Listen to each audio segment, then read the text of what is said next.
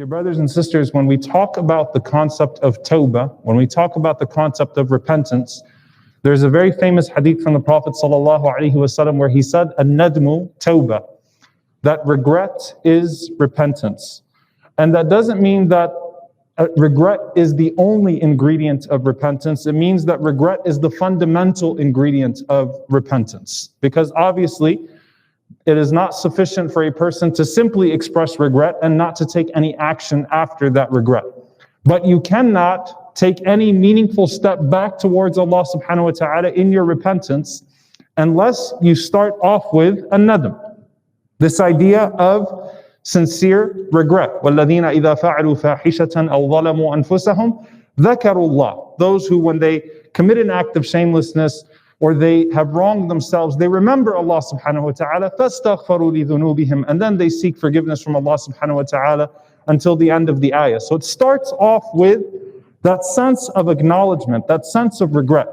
Now obviously, with the emphasis on tawbah in the wake of our frequent debts, the emphasis on returning back to Allah subhanahu wa ta'ala, regretting our mistakes and repenting to Allah subhanahu wa ta'ala becomes a whole lot harder when other people are involved. Why? Because that requires us to swallow our pride as well, and that's harder for us to do as human beings. It's easier for us to repent from a personal sin between us and Allah subhanahu wa ta'ala, knowing that we're not going to be shamed by Allah subhanahu wa ta'ala, we're not going to find the brokenness of our pride with Allah subhanahu wa ta'ala.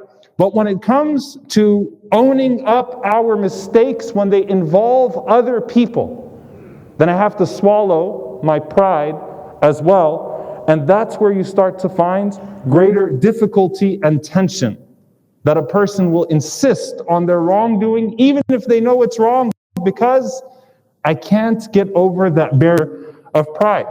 And this is why in relationships, when you talk about the argument impasse, where I feel like acknowledging my wrongdoings will give you the upper hand or disrupt the proportionality. So I can't acknowledge my wrongdoings in a relationship, because if I do that, then you're going to take advantage of that. And you're going to you're going to claim the upper hand, the upper edge. So what do I do instead? I feel like we both did wrong, but you did more wrong. And until you acknowledge your wrong, I'm not going to acknowledge my wrong. And that will keep us a little bit even. So I'm going to continue to insist on my wrongdoings and on my position. I'll use more you statements instead of I statements, and I'll continue to deflect with blame on you. And that's how marriages end. Because the two parties cannot show that level of humility. SubhanAllah, even the Prophet ﷺ, who is a prophet of Allah, if you want to talk about claiming authority, he could have, in his relationships, put his foot down and said, I am the messenger of Allah. We should stop this argument right now. This is how you kill any argument. I am Rasulullah. But what did the Prophet ﷺ do? He demonstrated ihsan, excellence. So it has to be that way, that a person is willing to acknowledge some wrongdoing, some mistakes, and listen to the other perspective. And that takes a great deal of humility.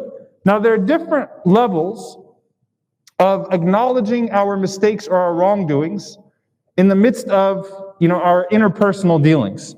One of them is when someone gives us nasiha, when someone gives us advice, and we don't like that advice, or we don't like the person that's giving the advice, or we don't like the way the person is giving the advice, right? But nasiha to me, to own my own wrongdoings, to acknowledge and own my mistakes. Now, when it comes to that type of exchange, there are two sides of the same coin. Why? Because the Prophet ﷺ mentioned kibr, he mentioned pride, as condemning people, looking down upon people, and batar al-haq, and then rejecting the truth. When it comes to the first side of that, which is the one offering the advice in a way that's a condemnation, with a judgmental attitude, with condescending behavior to the other person. The Prophet ﷺ told us about these two men from Bani Israel, two brothers. One of them was a sinner, the other one was a abid, was a worshipper. And so one day they get into an argument, and the one that sins a lot says to the one that's a worshipper, did Allah send you as a watcher over me? And what does he say to him? Allah will not forgive you. And what does the Prophet ﷺ say happened? Allah Azza wa Jal rose the two brothers up and said to the one who said that, who told you who I forgive and who I don't forgive? How dare you, right? That is a person playing God. You don't get to play Allah in your condemnations or your advice that's disguised, or your condemnation that's disguised as sincere advice. You don't play God. You leave that to Allah subhanahu wa ta'ala, that's to the divine realm, and you can give advice, but you don't offer that judgment. The second side of that, the other side of that coin, is not playing God, but it's playing the devil. Why? Because the Prophet sallallahu alaihi wasallam said, and this is an authentic hadith, where he said alayhi salatu wassalam, the most beloved of words to Allah subhanahu wa ta'ala are subhanakallahumma wa bihamdika wa tabaraka ismuka wa ta'ala jadduk wa la ilaha ghayruk. Glory and praises be to you, O Allah. How blessed is your name and exalted your majesty, and there is no God but you. And then he said sallallahu alayhi wa sallam, أبغض الكلام إلى الله أن يقول الرجل للرجل اتق الله. The worst words to Allah, the most angering words to Allah subhanahu wa ta'ala, is that someone says to another person, be mindful of Allah subhanahu wa ta'ala, fear Allah, think about what you're doing. And the person responds, alayka bi nafsik, mind your own business. That's the other side of the coin, rejecting the truth. Because I don't like the person giving me the advice, or I don't like the way they're giving the advice, or I just don't like being advised. And the Prophet ﷺ said that's the worst person, that the people don't even give the person advice anymore. We don't want to deal with his mouth. Let him run his mouth. Let him ruin himself. But khalas, we don't want to talk to the person anymore because they don't take advice. And this is the behavior that Allah Azza wa Jalla tells us in the Quran. وَإِذَا قِيلَ لَهُ اتَّقِ اللَّهَ أَخَذَتْهُ الْعِزَّةِ بِالْإِثْمِ. When you say to a person, fear Allah subhanahu wa ta'ala, be mindful of Allah subhanahu wa ta'ala, think about what you're doing. I'm trying to help you fix your ways. أَخَذَتْهُ الْعِزَّةِ بِالْإِثْمِ. That person is held captive by their sense of izzah. Izzah, by the way, is usually a good thing. It's dignity, it's honor. But there's a false sense of izzah, which is just arrogance. It's not dignity and honor, it's pride. أَخَذَتْهُ الْعِزَّةِ بِالْإِثْمِ. With their sin. And so what do? They sin more. They reject the advice, and to make a point, they get worse. They go further and further and further in their oppression. And what's the opposite side of that? فَحَسْبُهُ جَهَنَّمْ. Right? So that person, the only thing that's going to suffice them is Jahannam in the hereafter. On the other side of that, وَمِنَ النَّاسِ مَنْ يَشْرِي نَفْسَهُ بِابْتِغَاءَ مَرْضَاتِ اللَّهِ وَاللَّهُ رَءُوفٌ بِالْعِبَادِ. Right after that, what does Allah tell us? There are some people that have sold themselves in the pursuit of Allah subhanahu wa ta'ala's pleasure. وَلِلَّهِ الْعِزَّةِ. You want izzah? You want honor? Allah gives izzah. And that person does not consider their nafs, their selves, in the pursuit of mardatillah, in the pursuit of Allah's pleasure. And so when they see anything that comes their way, pleasant or bitter, that can potentially bring them closer to Allah, you know what? I'll own it. Jazakallahu khaira. Thank you for helping me see. Man ahda ilayya uyubi. Rahimallahu imran. Man ahda ilayya uyubi. I should thank this person. Thank you for helping me see that. Jazakallah khair for pointing that out. You know what? Let me acknowledge my wrongdoing. That person's wrongdoing will be between them and Allah on the Day of Judgment. I don't want to be destroyed by my wrongdoing on the Day of Judgment. Jazakallahu khairan. Man yashri nafsah. That person has no nafs. They've sold themselves in the pursuit of Allah subhanahu wa ta'ala. The other person is captive by their nafs, captive by their pride, and so they don't hold themselves accountable. And there are a few ways in which this transpires. The first one is with oppression, with dhulm, with tyranny. And this is by the way, the context of these verses in Surah Al-Baqarah is in regards to dhulm. These people that are spreading fasad, corruption on earth, hurting people, consuming people's wealth, and they're taking pride. They're seeing the pain that they're causing, and they're high-fiving each other and saying, look at us, right? They're being grown in their kibr, in their pride. And so with tyranny, what happens with the tyrants, with an oppressor, with a zalim? And I'm talking about our own selves and our own interpersonal relationships. People start to backbite and gossip one another. And then what happens? People start laughing at it. And they egg one another on. And when you have your foot on someone else's throat, or you are taking away their honor, their wealth, you're oppressing them. And someone tells you to fear Allah subhanahu wa ta'ala, what's happening to you? You smell blood. And like a shark, subhanAllah, the human being truly, as Shaykh al-Islam ibn Taymiyyah rahimahullah said, a human being has the capacity to be a devil or an angel, a shaitan or an angel.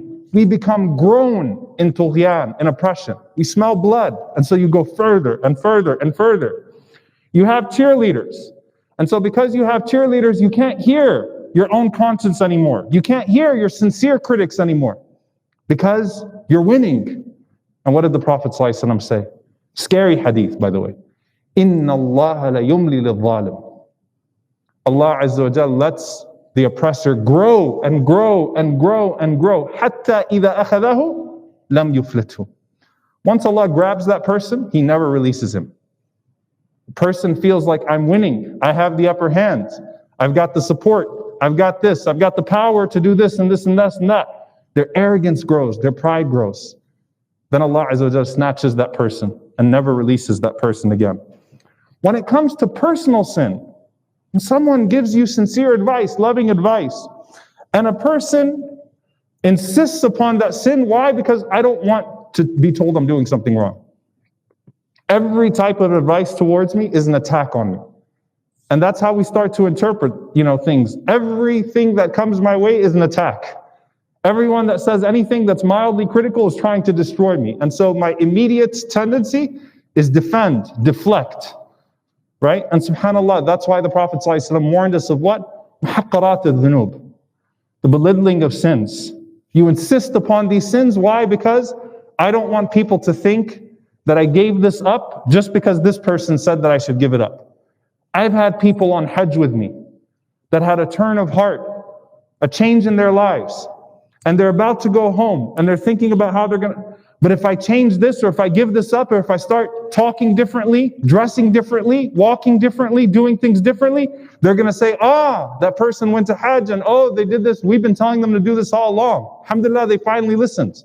I don't want to give the satisfaction to those people. That's not how it works. Why?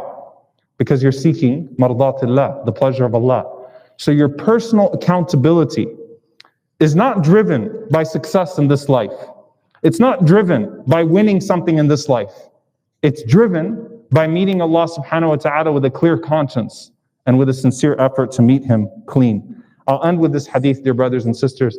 The Prophet sallallahu alaihi wasallam, he said in the hadith from Abu Hurairah radiyallahu ta'ala anhu, ما نقصت صدقة من مال. Wealth is not decreased by a person spending it in charity. Your wealth is not going to decrease when you spend it in charity. وَمَا زَادَ اللَّهُ عَبْدًا بِعَفْوٍ إِلَّا عِزًّا. And Allah does not increase a servant in pardon and forgiveness except for, look at the word, izzah, glory. Glory. Even if it's temporary humiliation, Allah increases them in izzah, in true izzah. Al-izzah al-mahmuda, the glory, the praiseworthy form of dignity, not the false one that the hypocrite continues to insist upon. And the Prophet ﷺ used it in the same capacity of what? Just like your charity, you might see the numbers on your bank account decrease. You might feel like you're giving up, but you're not. You're actually increasing the barakah of your wealth. The same thing with your honor. When you humble yourself, when you increase in forgiveness, Allah grows you. And the Prophet ﷺ finished, وَمَا تَوَاضَعَ أَحَدٌ لِلَّهِ إِلَّا رَفَعَهُ اللَّهُ. And no one lowers themselves for Allah except that Allah Azza wa Jal elevates them. May Allah subhanahu wa ta'ala allow us to be a people that seek His pleasure in all things, that own their mistakes, that seek forgiveness from Allah, that reconcile with the people, that seek glory from Allah subhanahu wa ta'ala. May Allah subhanahu wa ta'ala do away with pride so that it does not destroy us in this dunya or in the akhirah. Allahumma ameen. أقول قولي هذا واستغفر الله لي ولكم ولسائر المسلمين فاستغفروه إنه هو الغفور الرحيم. الحمد لله رب العالمين والصلاة والسلام على رسوله الكريم وعلى آله وصحبه أجمعين. اللهم اغفر للمؤمنين والمؤمنات والمسلمين والمسلمات الأحياء منهم والأموات إنك سميع قريب مجيب الدعوات. اللهم اغفر لنا وارحمنا واعف عنا ولا تعذبنا. ربنا ظلمنا أنفسنا وإن لم تغفر لنا وترحمنا لنكونن من الخاسرين. لا إله إلا أنت سبحانك إنا كنا من الظالمين. اللهم اغفر لوالدينا رب ارحمهما كما ربونا صغارا. ربنا هب لنا من أزواجنا وذرياتنا قرة أعين واجعلنا للمتقين إماما. اللهم انصر إخواننا المستضعفين في مشارق الأرض ومغاربها. اللهم أهلك الظالمين بالظالمين وأخرجنا وإخواننا من بينهم سالمين. عباد الله، إن الله يأمر بالعدل والإحسان وإيتاء ذي القربى وينهى عن الفحشاء والمنكر والبغي يعظكم لعلكم تذكرون. فاذكروا الله يذكركم واشكروه على نعمائه يزد لكم ولذكر الله أكبر والله يعلم ما تصنعون. وأقم الصلاة.